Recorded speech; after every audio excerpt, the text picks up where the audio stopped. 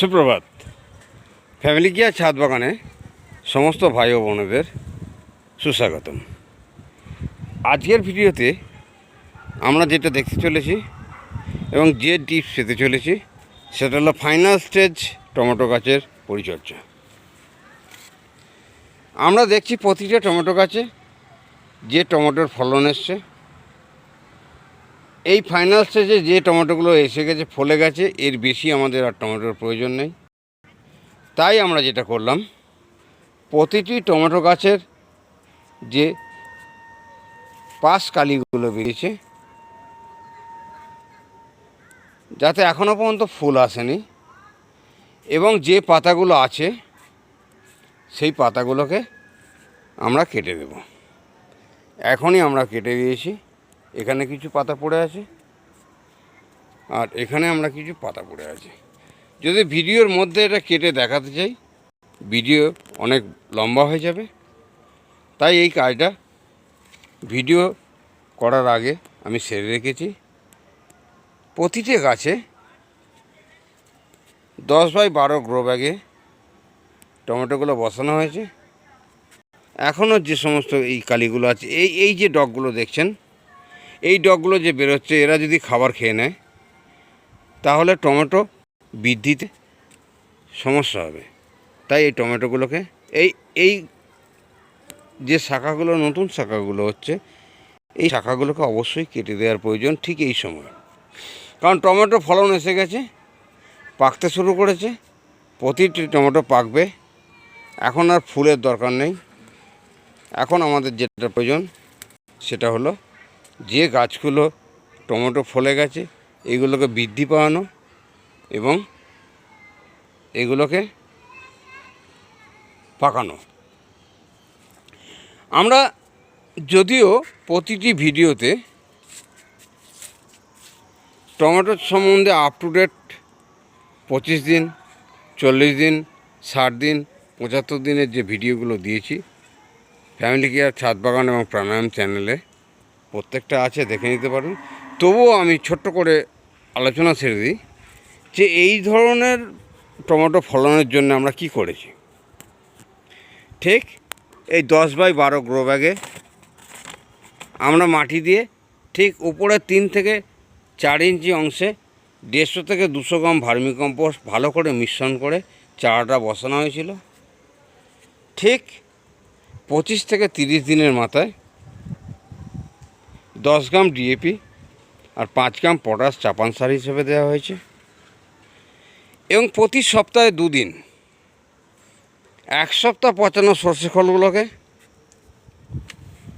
25 litre জলের সঙ্গে গুলে ওই 25 লিটার জল থেকে আরও 25 লিটার ফ্রেশ ওয়াটারে 1 লিটার করে মিশ্রণ করে সেই দ্রবণটি প্রতি সপ্তাহে 2 দিন টমেটো গাছে দেওয়া হয়। এবং যার ফলে এই টমেটোগুলো এই আকার ধারণ করেছে। এবং এখানে একটা বলা বাহুল্য, অনেকে হয়তো ভাববেন টমেটো গাছে টমেটো আছে, পাতা নেই, গাছটা কীভাবে সালোক সংশ্লেষ করবে। অবশ্যই এখন পাতার মাধ্যমে সালোক সংশ্লেষের প্রয়োজন নেই। কাণ্ড এবং যে সবুজ টমেটোগুলো আছে, এই টমেটোগুলো গোড়া থেকে যে খাবার পাবে সেই খাবারের মাধ্যমে অটোমেটিক সালোক সংশ্লেষ হবে এবং প্রচুর পরিমাণে টমেটোগুলো বৃদ্ধি পাবে। কারণ এখন আমাদের যেটা প্রয়োজন সেটা হচ্ছে টমেটোগুলোকে বৃদ্ধি পাওয়ানো। তাই টমেটো গাছে আর পাতার প্রয়োজন নেই। যৎকিঞ্চিৎ বেঁচে থাকার জন্য যে পাতার প্রয়োজন সেটুকুই রাখা হয়েছে, বাকিগুলো সব কেটে দেওয়া হয়েছে। এই হলো টমেটো গাছের ফাইনাল স্টেজের পরিচর্যা। আমরা এই যে ছোট্ট বাগানটি 10 ফুট বাই 6 ফুট একটি প্ল্যাটফর্মে বিভিন্ন রকম সবজির গাছ আছে। সেই গাছের সঙ্গে দুটি দিকে, উত্তর দিক বরাবর এবং পূর্ব দিক বরাবর আমরা যে টমেটোর গাছগুলো বসিয়েছিলাম, প্রত্যেকটা টমেটোর গাছে প্রচুর পরিমাণে ফলন আসছে এবং প্রত্যেকটা গাছে যা টমেটো হওয়ার সেটা হয়ে গেছে।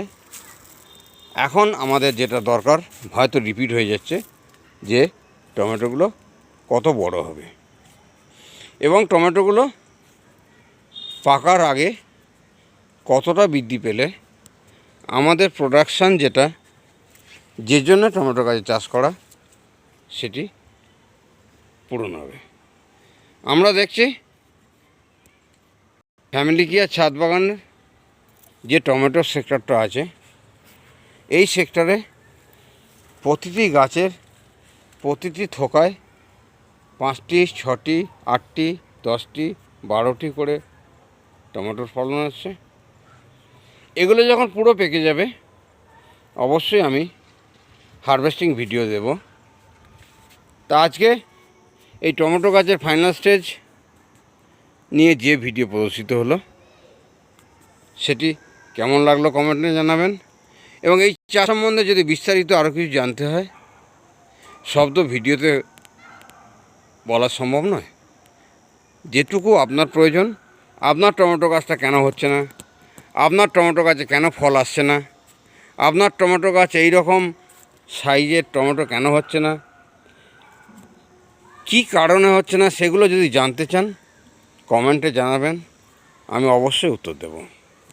এবং প্রয়োজন হলে ফোন নাম্বার দিয়ে দেব, ফোনেও বিস্তারিত কন্ট্যাক্ট করে আপনি আপনার সমস্যা মিটিয়ে নিতে পারেন।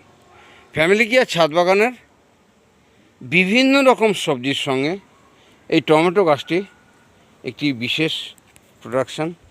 এবং এই টমেটো গাছের ফলন থেকে আমরা যে ফল পাচ্ছি, একটা জিনিস লক্ষ্য করুন, এই গাছটি গোড়া থেকে উঠেছে, গোড়া থেকে টমেটো ফলতে শুরু করেছে, বাখাড়ির উপর দিয়ে ঘুরে, মাচার উপর দিয়ে ঘুরে আবার ওদিকে গাছটি ঝুলেছে, এবং এদিকেও যত টমেটো আছে ঠিক ততটাই টমেটো ঠিক ও প্রান্তে ঝুলে হচ্ছে। এই যে সাপোর্ট, একটা টমেটো গাছকে একটি কঞ্চি দিয়ে কাণ্ড দিয়ে বেঁধে দিলে হয় না, তার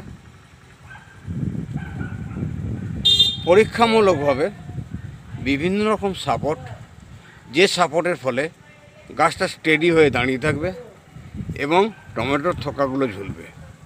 কারণ এতগুলো টমেটোর থোকা যদি আমরা দেখি, এই গাছটায় খুব কম করে হলে 10-12টি থোকা হয়েছে, এক একটি থোকায় 5টা 6টা 10টি 12টা করে টমেটো আছে।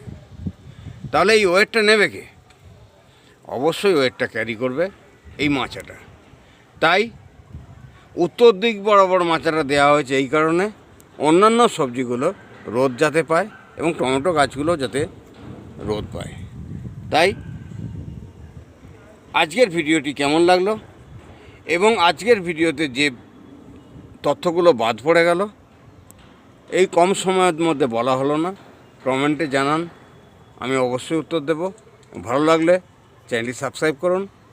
প্রচুর পরিমাণে সবজি ফ্যামিলি কেয়ার ছাদ বাগানে উৎপন্ন হয়। শীতকালের সমস্ত রকম সবজি উৎপন্ন হয়। প্রত্যেকটা সবজির সম্বন্ধে অসাধারণ টিপস আমি অবশ্যই দিয়ে থাকি। চাষের জন্য যেটি দরকার আমার মাথায় শর্ট টাইমে যেটা আসে সেটা বলে দিলাম। যেগুলো বলা হলো না, আপনার জানার প্রয়োজন আছে, কমেন্টে জানান, আমি অবশ্যই উত্তর দেব এবং প্রত্যেককে সহযোগিতা করব। আমি চাই এটি সবুজের অভিযান প্রত্যেকটা ছাদে হোক, প্রত্যেকটা ছাদে প্রচুর সবজি হোক, প্রত্যেকের ফ্যামিলি নিজস্ব ছাদ বাগানে অর্গানিকভাবে তৈরি করে ফ্যামিলি চলুক, এই আশা রাখি। যাক, আজকে আর ভিডিও বিশেষ দীর্ঘায়িত করব না। প্রত্যেকটা সদস্যকে, সুপ্রিয় সদস্যকে এবং ভাই বোনেদের আমার আন্তরিক শুভেচ্ছা, অভিনন্দন এবং নমস্কার জ্ঞাপন করে, এবং সর্বশেষ ঈশ্বরের কাছে প্রত্যেকের সুস্থতা কামনা করে এবং আজকের ভিডিওটি দেখার জন্য প্রত্যেকে ধন্যবাদ জানিয়ে আমি এই মুহূর্তে ফাইনাল স্টেজের টমেটো বাগানের যে ভিডিওটি সমাপ্তি করলাম। নমস্কার।